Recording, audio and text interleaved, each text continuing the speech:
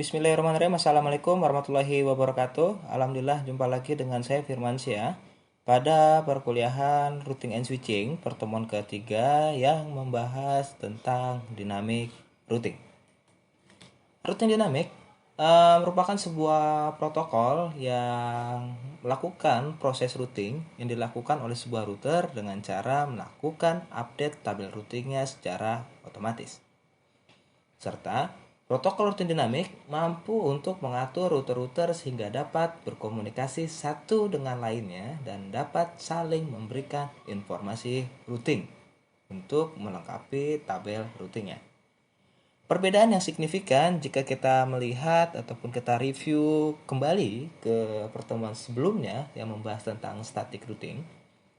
Static routing melakukan update tabel routingnya secara manual.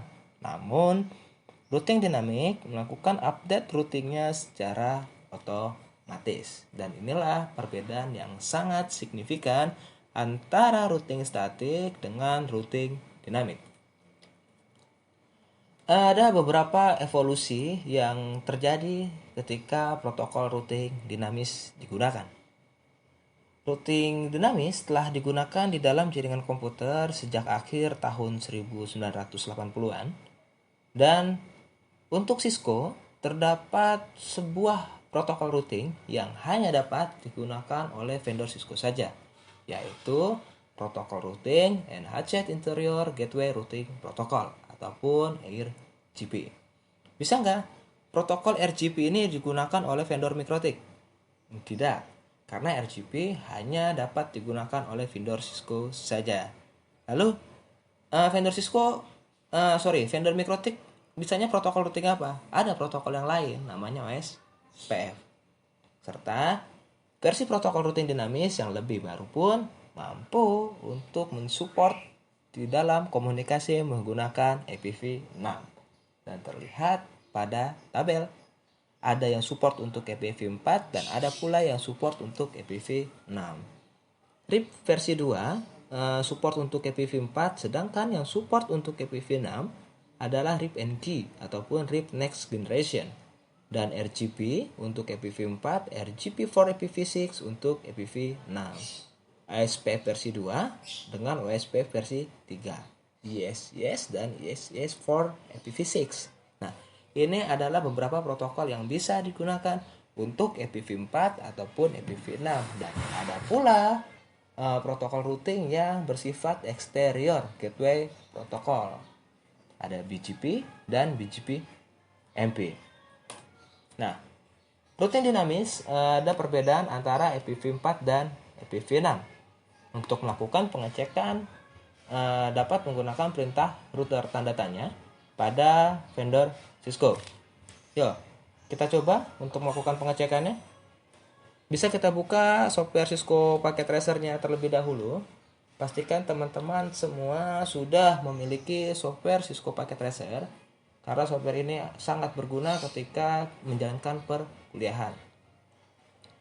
Kita pilih routernya, lalu arahkan ke router mungkin 1941. Kita bisa fast untuk mempercepat. Klik routernya, lalu ke CLI, Command Line Interface, dan no saja. Kita no. Dan pastikan kita harus mengaktifkan router tersebut dan berada di dalam mode configure terminal. Untuk pengecekannya, kita bisa menggunakan perintah router tanda tanya. Nah, perintah ini digunakan untuk mengetahui router ini support apa tidak untuk protokol routing dinamik. Terlihat mampu melakukan support untuk BGP, RGP, OSPF, dan RIP. Selanjutnya, ini routing dinamis yang support untuk IPv6. Jika kita melakukan pengecekan untuk IPv4 hanya menggunakan router tanda tanya. Namun, untuk IPv6 haruslah lebih spesifik, ditambahkan IPv6 router. Jadi kita bisa tambahkan IPv6 router. Nah, jika yang sebelumnya hanya router saja, router spasi tanda tanya, maka untuk IPv6 perintahnya adalah IPv6 router tanda tanya. Jangan sampai tidak ada spasi, karena tanpa spasi nanti fungsi atau tujuan protokol routing dinamis, penemuan jaringan neckbore ataupun tetangga yang berjauhan akan lebih up to date, akan diupdate secara otomatis, serta mempertahankan up to date di dalam tabel routingnya. Jadi router akan melakukan hello paket, pengiriman ataupun pengecekan terhadap router-router tetangga yang terhubung dengan router kita. Serta tujuan dari protokol routing dinamis ini adalah mampu memilih jalur terbaik. Untuk apa? Untuk proses pengiriman paket data di dalam jaringan. Kita mengenal lebih dekat dulu ada RIP, Routing Information Protocol. Routing Information Protocol menggunakan algoritma distant vector, yaitu berjalan menggunakan algoritma Bellman-Ford. RIP menggunakan sebuah protokol routing dinamis yang digunakan dalam jaringan LAN dan WAN. Terdapat pula 3 versi dari RIP, yaitu RIP versi 1, versi 2, dan RIP NG. Nah, RIP mungkin saat ini sudah kurang populer dan dialihkan mungkin kita akan memilih routing OSPF ataupun RGB. RIP versi 1 di dalam melakukan konfigurasinya, RIP versi 1 cukup memasukkan network address yang terhubung langsung dengan interface router tersebut. RIP versi 1 bekerja menggunakan distant vector untuk melakukan pencarian hop terpendek ataupun base path-nya ataupun jalur terbaik. Jika kita melihat pada gambar, konfigurasi dilakukan pada router 1 menggunakan perintah router RIP dan masukkan alamat networknya 192.168.1.0 yang artinya adalah alokasi network yang digunakan di dalam interface G00 dan memasukkan alokasi IP address 192.168.2.0 yang digunakan untuk interface serial 00. Ini untuk sekilas konfigurasi dari RIP versi 1. Sedangkan RIP versi 2 merupakan perluasan ataupun update, revisi, perkembangan dari RIP versi 1. RIP versi 2 sudah memiliki fitur konfigurasi menggunakan CIDR. Serta saat melakukan konfigurasi RIP versi 2 berisikan IP address router berikutnya, next hop-nya, sehingga dapat mencegah datagram dalam pengambilan router yang tidak efisien. Jadi kita bisa menggabungkan next hop-nya. Beberapa kelebihan RIP memiliki timer untuk mengetahui kapan router harus kembali untuk memberikan update informasi dari tabel routingnya. Jika terjadi pada perubahan di dalam sebuah jaringan, sementara timer belum habis, router tetap harus mengirimkan informasinya. Jadi ada clock rate-nya, ada timernya. Ketika mungkin 10 detik, tapi ketika 2 detik ada perubahan, tetap akan dikirim. Serta mengimplementasikan routing menggunakan RIP tidaklah rumit dan penggunaan RIP mampu memberikan hasil yang cukup baik. Terlebih, jarangnya terjadi kegagalan pada pengimplementasian RIP di dalam jaringan komputer. Di balik kelebihan, pastilah ada kekurangan. Beberapa kekurangan dari RIP adalah terbatasnya jumlah host yang dapat terkoneksi. Jadi ada batasan hostnya. Serta RIP tidak memiliki informasi tentang subnet pada setiap router. Serta RIP tidak mendukung penggunaan variable length subnet masking ataupun VLSM. Nah, ini ada RGB. RGB itu Enhanced Interior Gateway Routing Protocol. RGB merupakan protokol routing lanjutan dari protokol IGRP, yaitu Interior Gateway Routing Protocol. IGRP hanya mampu mendukung penggunaan /8/16/24 ataupun default dari masing-masing network. /8 default dari kelas A, /16 default dari kelas B, /24 default dari kelas C. Namun, dikembangkanlah teknologi protokol RGB yang mampu mendukung penggunaan classless. Jadi bisa berubah mungkin /25, /26, /27, /28 sampai /30. RGB mampu menggabungkan kemampuan dari link state protokol dan distance protokol vektor protokol. Terlebih lagi, RGP memuat beberapa protokol penting yang secara baik meningkatkan efisiensi penggunaannya dibandingkan protokol lainnya. Jadi protokol lainnya gimana? Mungkin RGP lebih efektif penggunaannya dibandingkan protokol routing OSPF ataupun ISIS. Nah, ini cara kerja dari protokol routing RGP dan RIP. Ketika RIP berarti dia hanya berdasarkan next hop-nya, tapi ketika kita berbicara RGP dia akan melihat alokasi matriksnya, beralokasikan mungkin bandwidth. Ketika kita menggunakan RIP, pada router B ingin mengirimkan data menuju router A. Jarak terpendek adalah router B langsung ke router A, walaupun bandwidthnya hanya sebatas 64. Namun ketika berbicara RGP, dia akan melihat matriksnya, melihat bandwidthnya. Router B ingin mengirimkan paket menuju router A. B langsung ke A, bandwidth hanya 64. Namun ketika B melalui C, melalui ke A, bandwidthnya akan dikumulatifkan 1544 ditambah 1544. Maka traffic akan memilih dari router B singgah dulu ke router C, baru ke router A. Jadi ada pemilihan akses ataupun pemilihan berdasarkan lalu lintas, berdasarkan bandwidthnya. Ini fitur-fitur yang terdapat dari routing protokol RGP mampu mendukung penggunaan routing IPv4 maupun IPv6. IPv4 berarti hanya RGP saja, sedangkan IPv6 berarti RGP4, IPv6. RGP pun support terhadap penggunaan VLSM ataupun CDR, termasuk classless routing protocol. Update perubahan topologi secara dinamik dengan menggunakan default diffusing update algoritma dual, serta mampu mendukung protokol IP, IPX, AppleTag, Hello Packet dikirimkan setiap 5 detik. Jadi tabel routing pada protokol RGP akan diupdate secara otomatis setiap 5 detik. Apakah router tetangga mati ataupun router tetangga hidup? Apakah router tetangga ada perubahan topologi ataupun tidak, dan itu akan dikirimkan Hello Packet ke router sebelahnya secara otomatis setiap 5 detik sekali. Nah, ini konfigurasi dasar dari protokol routing RGP.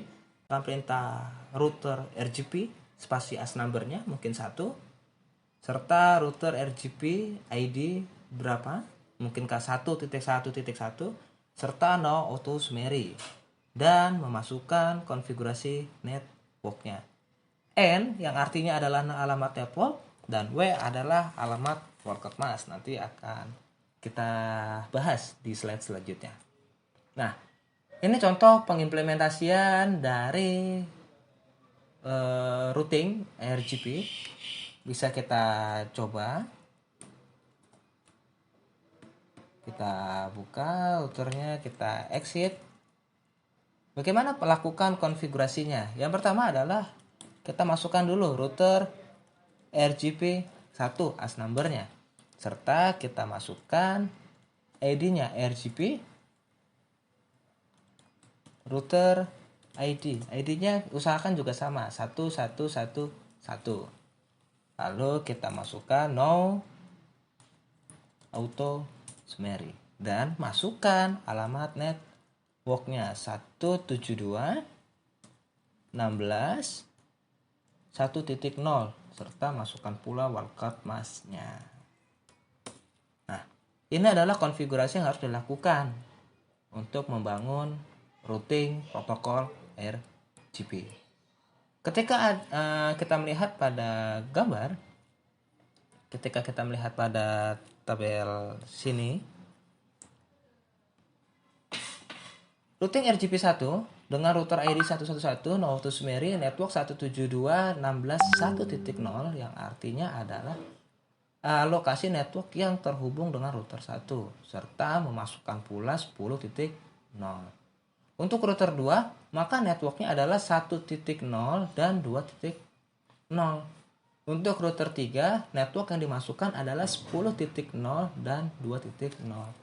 Jadi, yang kita masukkan adalah alamat network yang terhubung langsung dengan router kita. Selanjutnya ada routing OSPF, Open Source Spec First. OSPF merupakan routing protokol standar yang bersifat terbuka yang telah diimplementasikan oleh beberapa vendor, termasuk salah satunya Cisco. Microtix ada, Juniper ada, Huawei ada. Serta OSPF lebih populer dikarenakan memiliki jalur terpendek, jadi dia melihat jarak terpendek untuk melengkapi tabel routingnya.